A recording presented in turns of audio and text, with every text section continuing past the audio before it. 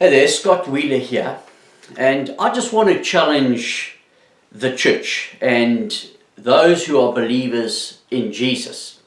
Right now in our nation, there is a storm brewing. It's a racial storm.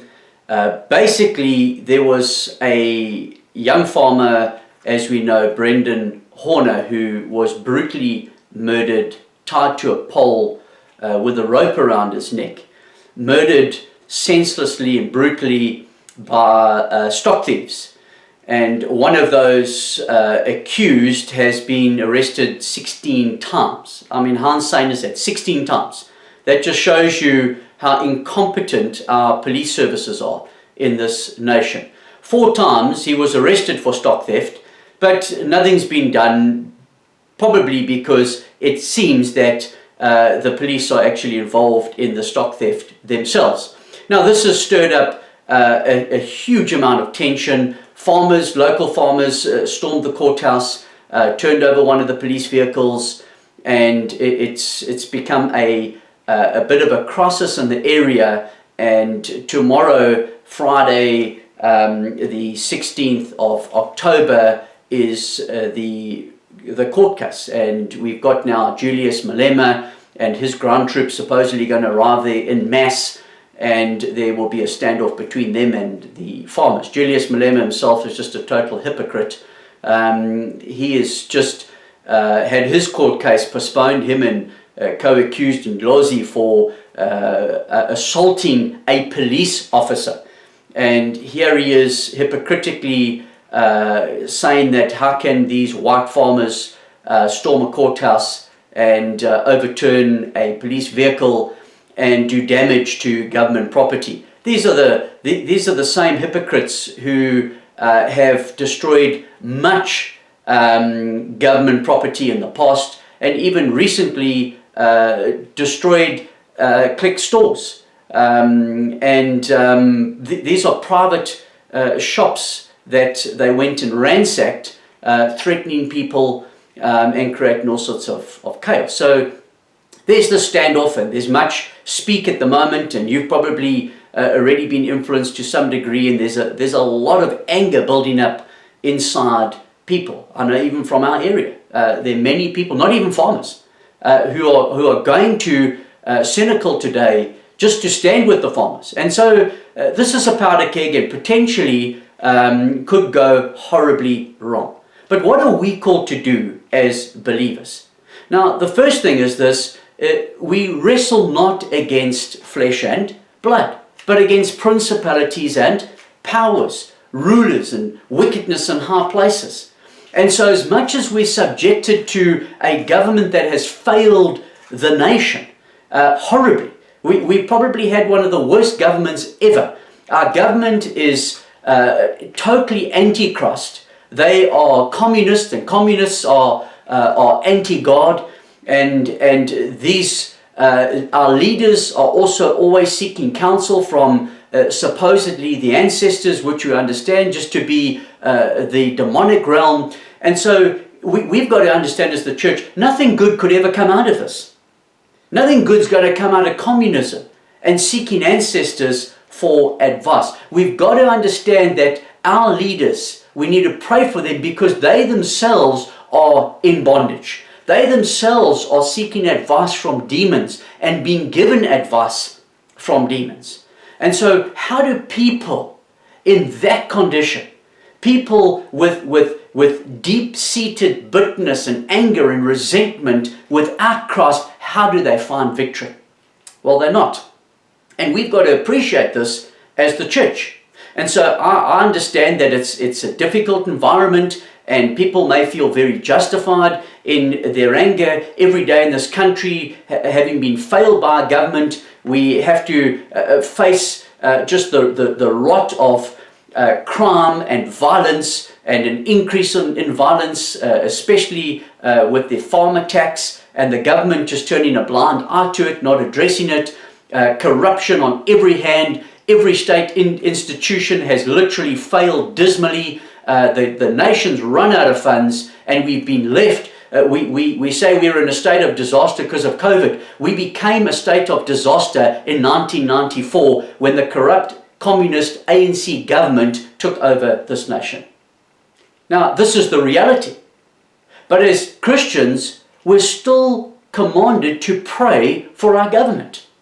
We got to pray that God will rescue them. God will open their understanding. God will deliver them from that gross darkness and demonic deception that they find themselves in and bring them into the light. We've got to pray for their salvation.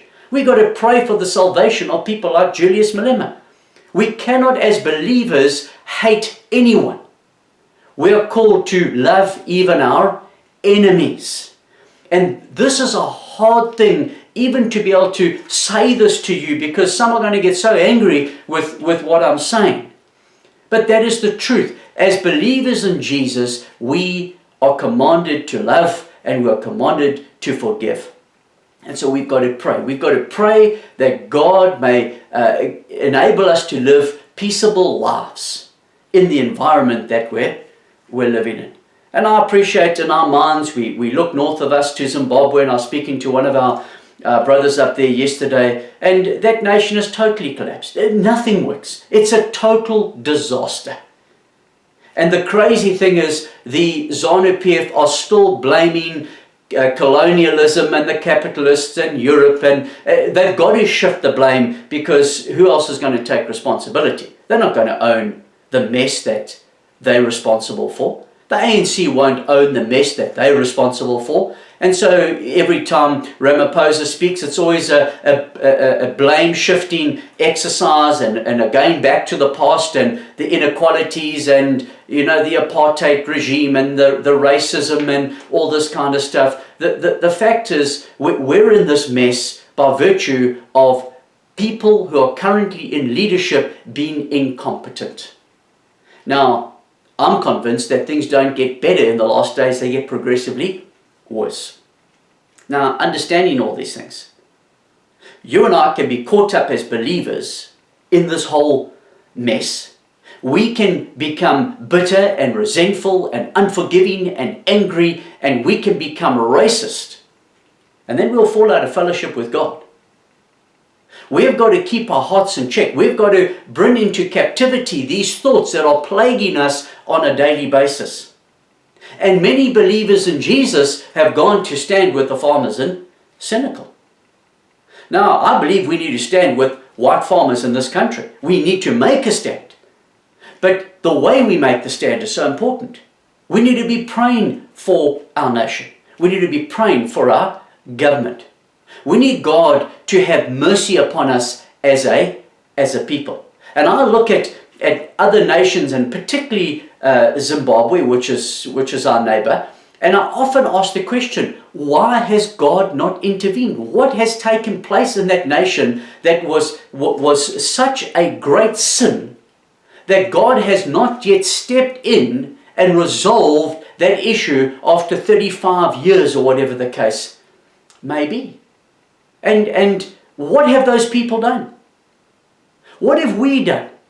What has our past been?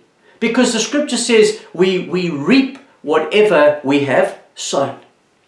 And so whatever we've sown in the past, we're currently reaping the consequences of those things.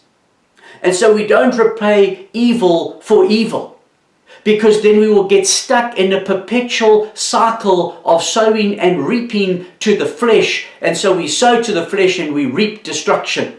We reap death. And that's where we are as a nation. The time has got to come. And it starts with us as the church, where we sow to the Spirit. And as hard as what it is, in fact, let's just say it like this, it's impossible for us to be able to live in this world and in this current state without the grace of God. It is difficult. In fact, for us, it's totally impossible to forgive, to love. But it's possible with God. And so we've got to throw ourselves at the mercy of God. We've got to trust God. This thing's not just going to be the court case tomorrow, Friday, and then, maybe that will be the last. There are things that are just going to be stirred up by the powers of darkness every week, every month, every year, and that's what we're going to be facing all the time, and it's going to wear down the children of God. It's going to divert us. It's going to bring us into a place of potentially taking our eyes and our focus off Jesus and landing up walking in the flesh. And we can't afford to do that, especially at this time. Jesus is coming soon. Church, we've got to make sure we are taking our walk with the Lord seriously. We are doing what the scripture calls us to do. And as difficult as what it is on a daily basis, because we're confronted with this every single day, I want to challenge you. Take captive those thoughts. Let's get our hearts right with God. Let's keep our focus on Him.